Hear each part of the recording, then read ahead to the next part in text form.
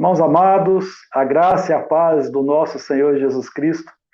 É um prazer estar aqui com os irmãos e hoje eu estou gravando esse vídeo a fim de estar divulgando a nossa Assembleia Geral Extraordinária da nossa Igreja Presbiteriana no bairro Laranjeiras.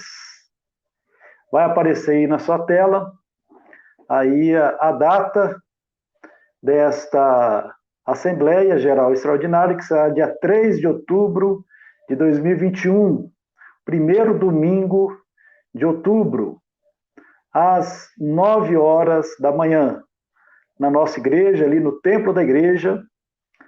E o objetivo dessa Assembleia será a eleição pastoral do período de 2022 a 2024. Com o candidato Anderson Damasceno.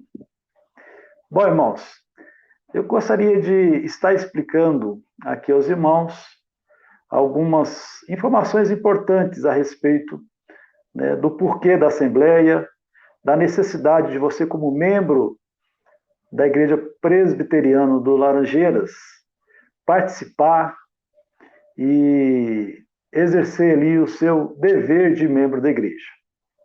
Bom, primeira coisa, eu queria falar um pouquinho sobre a Constituição da igreja, da IPB. Lá no artigo 9 da nossa Constituição diz assim: a Assembleia Geral da Igreja constará de todos os membros em plena comunhão e se reunirá ordinariamente ao menos uma vez por ano e extraordinariamente convocada pelo Conselho, sempre que for necessário, regendo-se pelos respectivos estatutos. O parágrafo 1º diz assim: compete à Assembleia, a linha A, eleger pastores e oficiais da igreja. Bom, então nós temos aqui que a nossa Constituição, ela nos informa que a Assembleia Extraordinária deve ser, quando necessário, ser convocada pelo Conselho da Igreja, né? E um dos motivos para ser Assembleia Extraordinária é para a eleição de pastores. Então, por isso, né, o Conselho da Igreja, na sua prerrogativa de convocar a Assembleia, reunido, ele decidiu convocar essa Assembleia para o dia 3 de outubro. Aí você, como membro da Igreja, é chamado para participar dessa Assembleia, né? Ainda tem um outro artigo da Constituição, o artigo 62 da nossa Constituição, que diz assim: os concílios da Igreja Presbiteriana do Brasil, em ordem ascendente, são: A. O conselho que exerce jurisdição sobre a igreja local. B. O presbitério que exerce jurisdição sobre os ministros e conselhos de determinada região. Depois, né, no próprio artigo, fala ainda do sínodo do Supremo Concílio, mas vamos nos ater a esses dois concílios aqui. Então, quando se fala sobre igreja presbiteriana, precisamos entender que ela é regida pelos concílios. E o concílio base é o conselho da igreja, né? Ele exerce autoridade sobre a igreja local.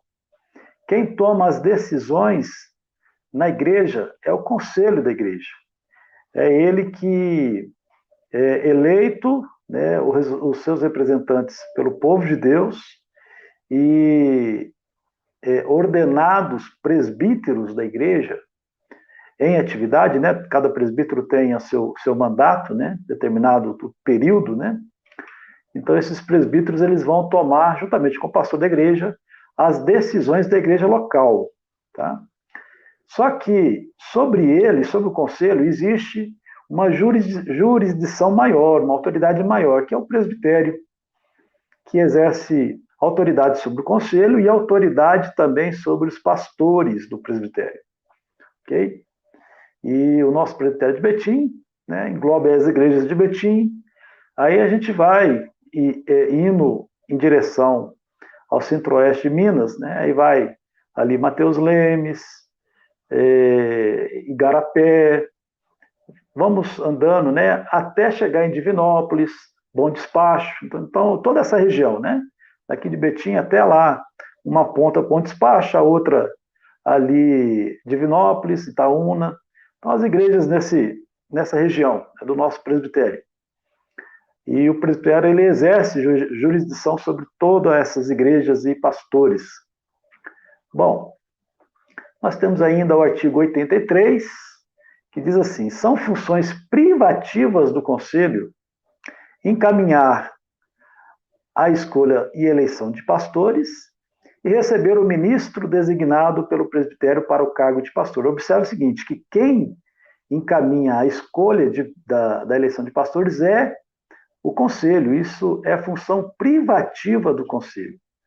Tá? Então, quem orienta, quem está ali conduzindo a Assembleia é sobre a tutela ou sobre ali a jurisdição do Conselho da Igreja.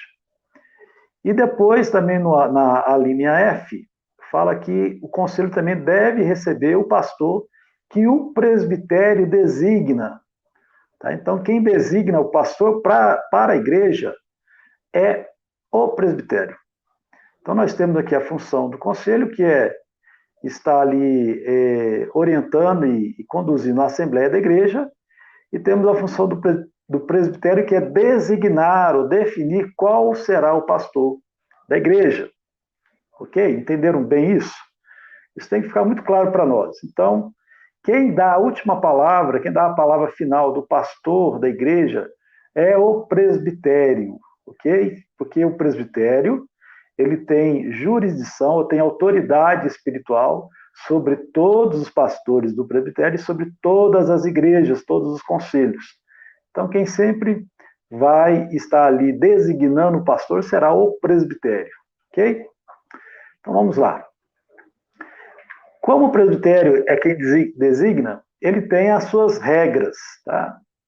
O nosso presbitério, como outros presbitérios também que eu tenho conhecimento que também tem regras semelhantes, o nosso presbitério tem a seguinte regra: quando o pastor for de outro presbitério, o mesmo deverá atender a seguintes requisitos para ser designado numa igreja. Né?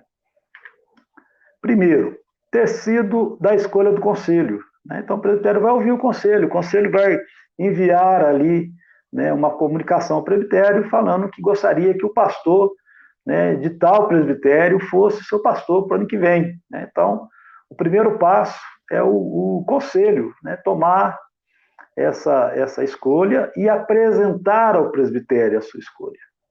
Né? O que já aconteceu na nossa igreja. Né? O conselho ele viu diversas possibilidades, o conselho, inclusive, fez convite a alguns pastores, né, dos quais, né, por motivo deles, né, não aceitaram, né, vir a pastorear o Laranjeiras a partir de 2022. Outros pastores que se dispuseram a vir, né, sendo apresentado o nome deles ao conselho, o conselho, né, preferiu não dar prosseguimento, né, não foi da escolha do conselho, né. Depois de uma apurada avaliação de diversos nomes, tá? Foram muitos nomes, mas foi cerca de 10, 11 nomes de pastores que o conselho conversou. Foram bastantes opções que nós discutimos sobre elas, ok? Então, o primeiro passo é esse, né? Então, o conselho escolher o pastor e apresentar o presbitério. O que aconteceu, né, o conselho, depois de diversos nomes, chegou numa definição e escolheu, por voto de sua maioria, o pastor Anderson Damasceno, que está lá na igreja presbiteriana de Cocos, na Bahia, ok?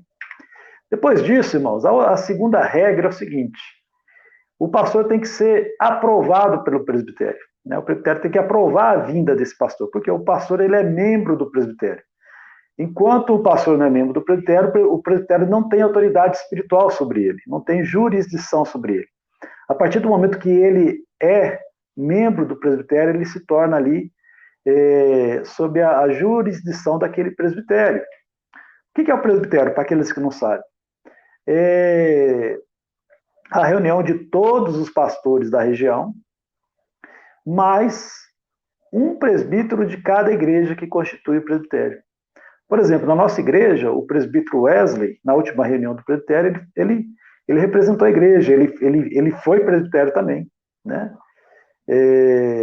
O presbítero Nilson já foi diversas vezes o representante da igreja, o presbítero Jair, né? Então, cada igreja manda um presbítero para representá-la, né? Ali no presbitério. E ele, juntamente com os outros presbíteros e todos os pastores do presbitério, eles tomam a decisão, eles exercem autoridade espiritual sobre todas as igrejas e pastores. Ok, então, o pastor Anderson, o nome dele foi encaminhado ao presbitério e ele foi aprovado pelo presbitério para poder vir para o nosso presbitério. Porém, ainda faltando um passo, né? Então, ele foi, ainda não, né? Já foi, ainda não.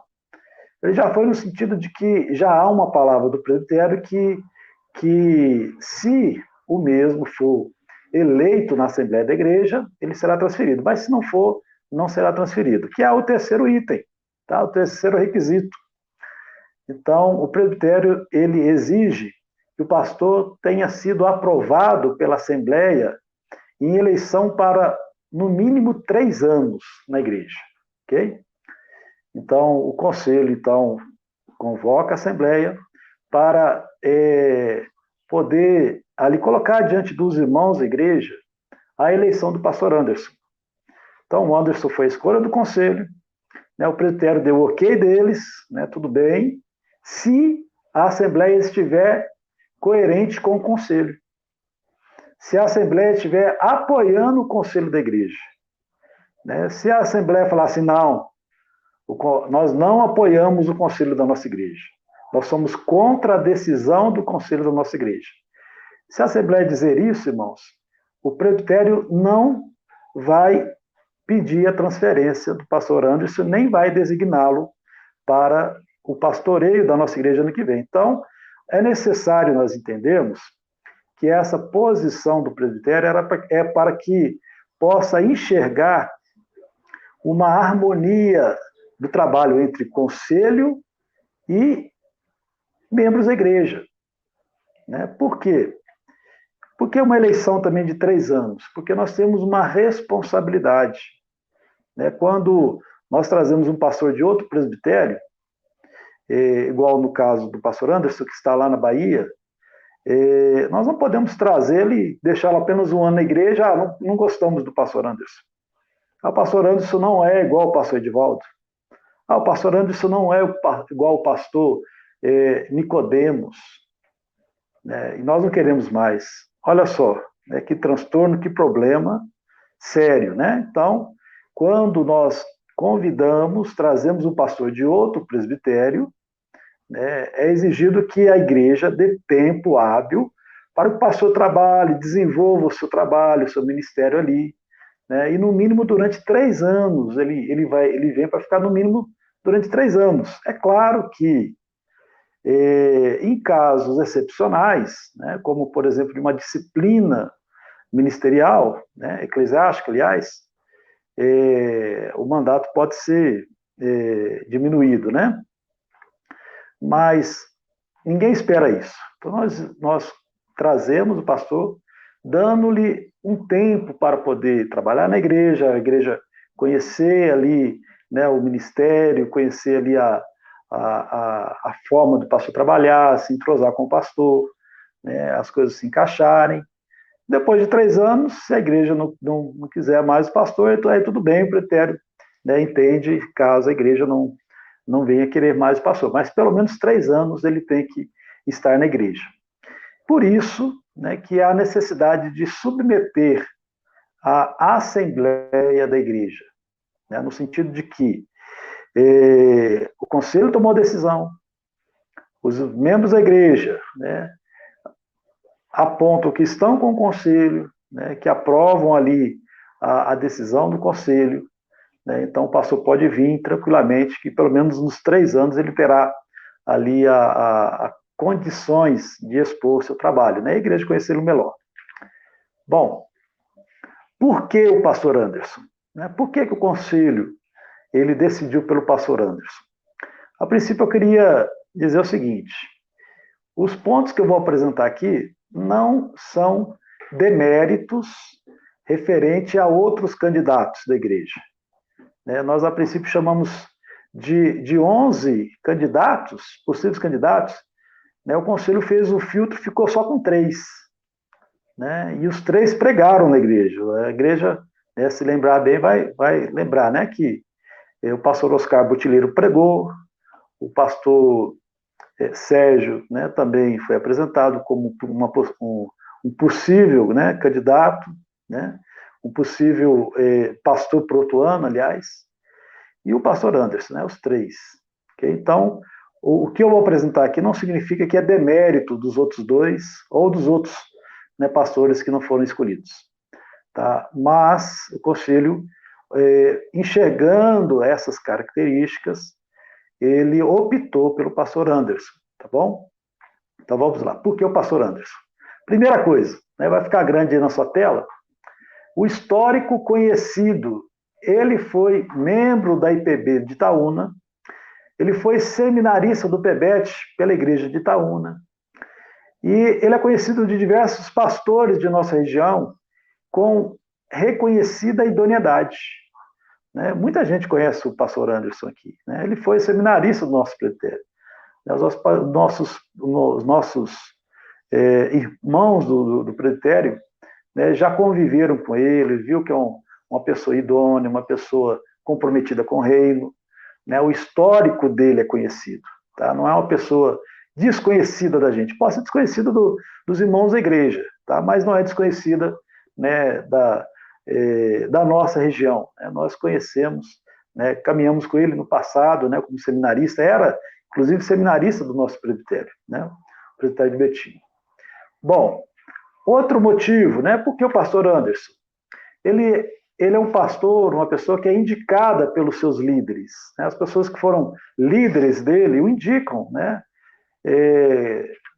O exemplo, né? O pastor Rômulo, que foi pastor de Itaúna quando o Anderson era seminarista.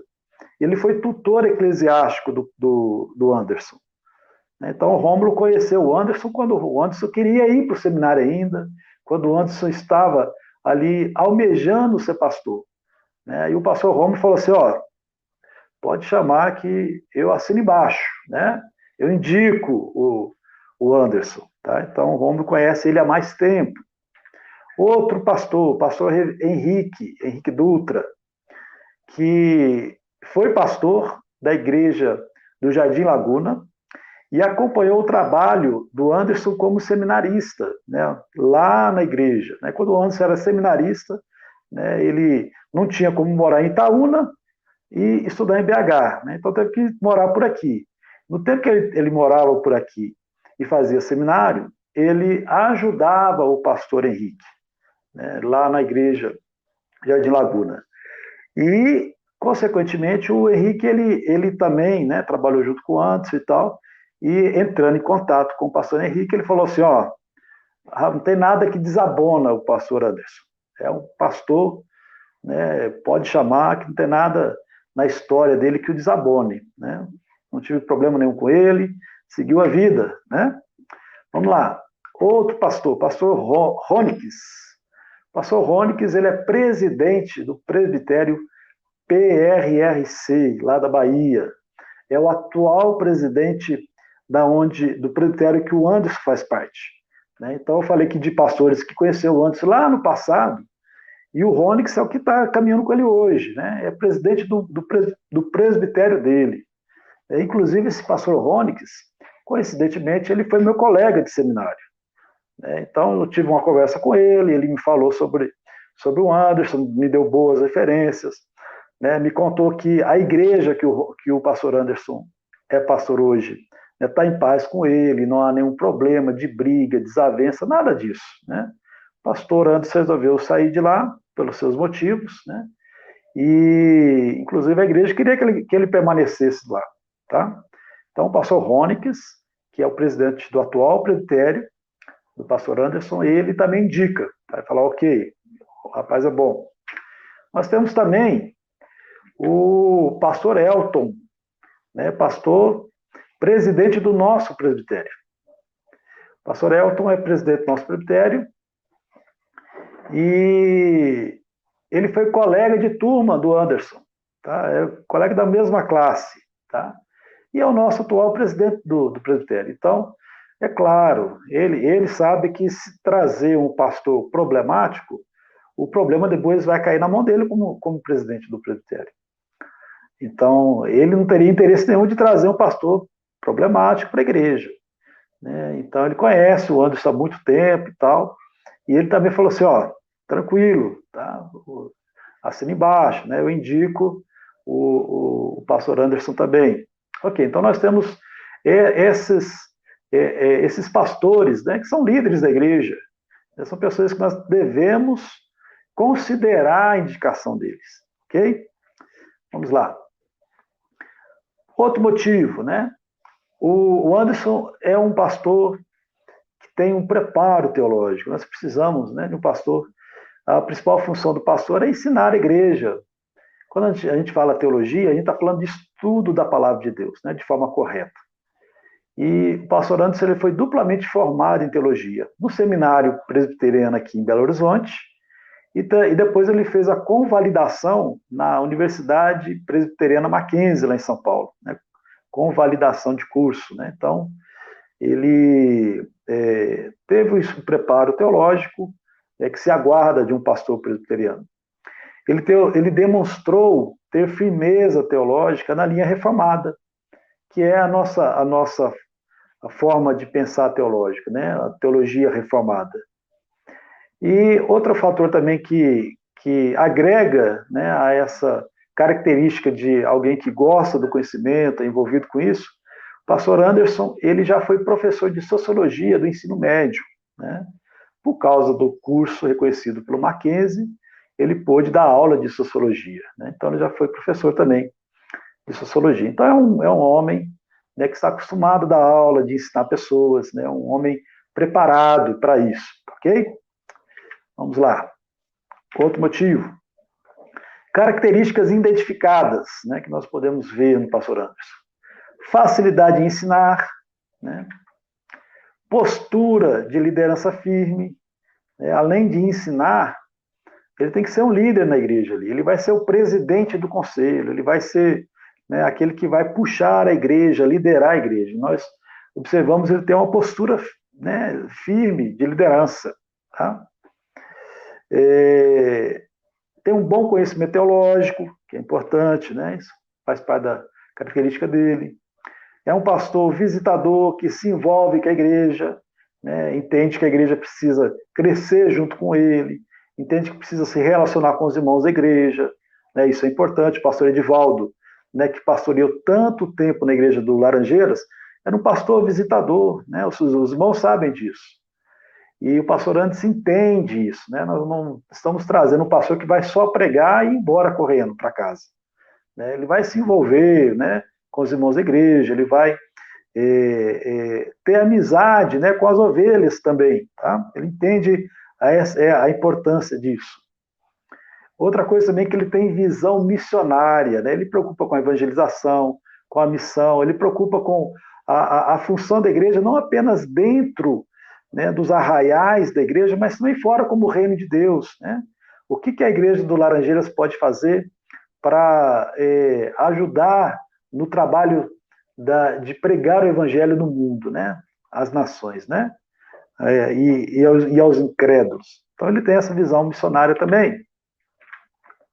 Bom, outra coisa que nos chamou a atenção, a filosofia ministerial dele, né? No seu currículo apresentado, ele diz o seguinte, ele escreveu essa filosofia ministerial, que é o quê? É o pensamento dele, tá? É a forma que ele imagina, que ele pensa, como deve agir no ministério, tá? Vamos lá. Primeira coisa, capacitação dos membros da igreja. Ou seja, ele entende que precisa ajudar os membros a aprenderem, a se desenvolverem, a amadurecerem, né, com cursos e tudo mais. Então, os membros precisam ser capacitados a servir melhor o Senhor. Outra filosofia, aconselhamento bíblico, né? Ele entende que é necessário sentar com as ovelhas, né, nas suas dificuldades, ouvi-las, aconselhá-las de acordo com a Bíblia, né, ensinando ali a Bíblia, aplicando a Bíblia em cada caso. Né, esse é o aconselhamento bíblico. Ele também coloca como filosofia a oração. Né, ele sabe da dependência de Deus agir, a importância dele e da igreja ser uma igreja de oração, né, uma igreja que clama ao Senhor.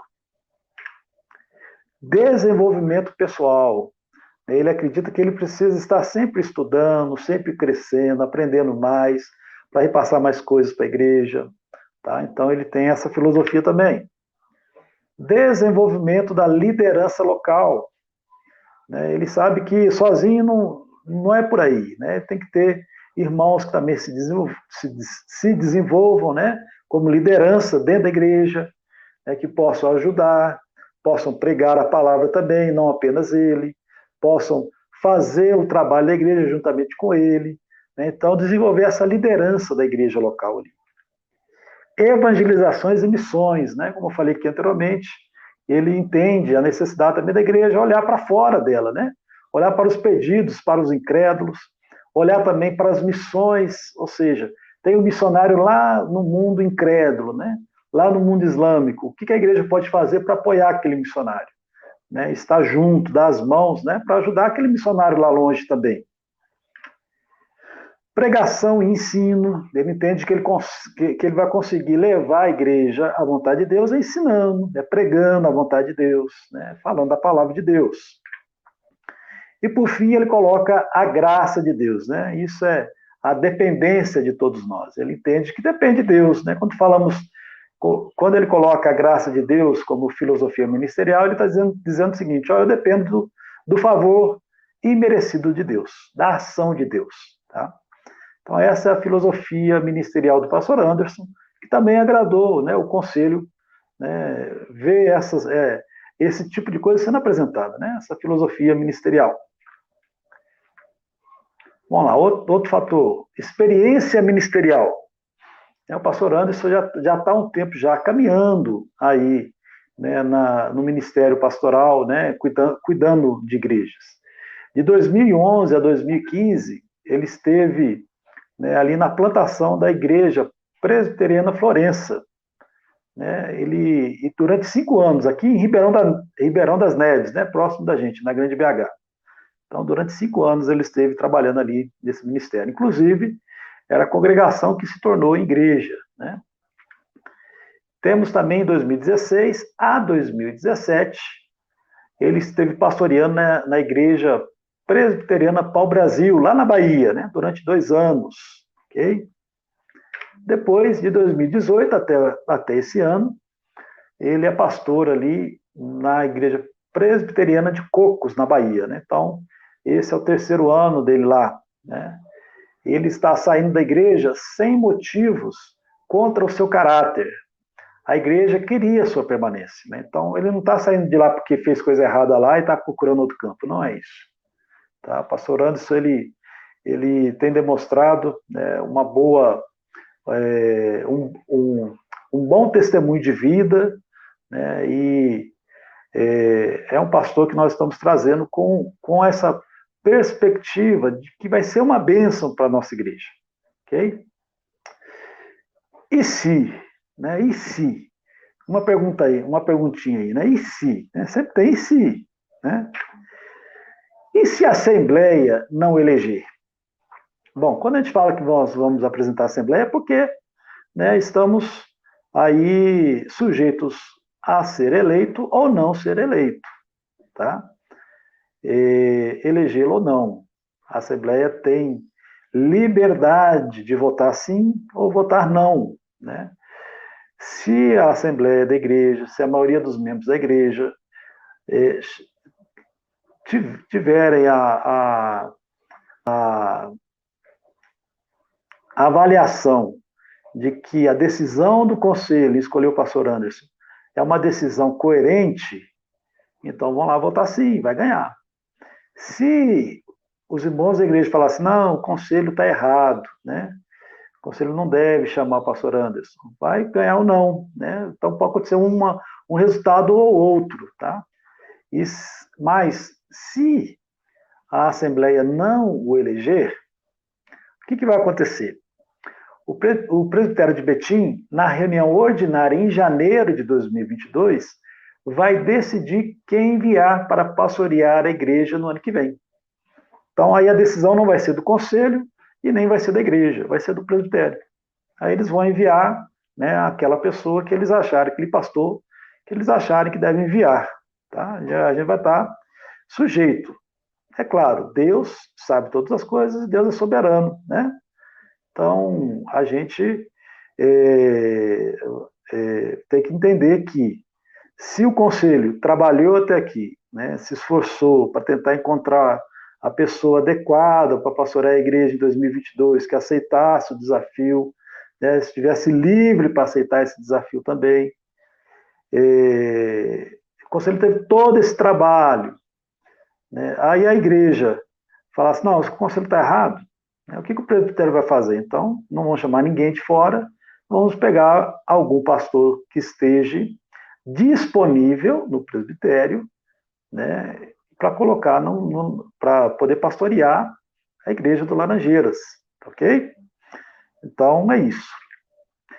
Independente do resultado da eleição, eu, né, o pastor Fábio, eu, sou o pastor da igreja até dezembro de 2021, ok?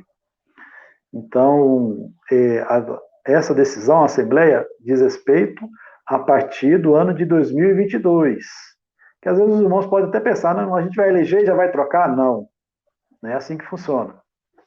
A gente vai eleger, aí depois, né, de eleito, aí a gente vai ter esse tempo até dezembro, né? O pastor Anderson vai acabar o ministério, né, dele lá na Igreja de Cocos, né, vai vir outro pastor no lugar dele lá, e aí nós vamos ajeitar para 2022, início de 2022, ele está assumindo a Igreja do Laranjeiras. Até final desse ano, né, eu sigo como pastor da Igreja Presbiteriana do Laranjeiras. Então, queridos, aqui, não faltem, tá? Não faltem na Assembleia da Igreja. Todos os membros estão convocados. No dia 3 de outubro de 2021, às 9 horas, no templo da igreja, para a eleição do pastor Anderson Damasceno. Então, é claro, lá você vai ter a liberdade como membro de votar sim ou votar não, né, da escolha do conselho.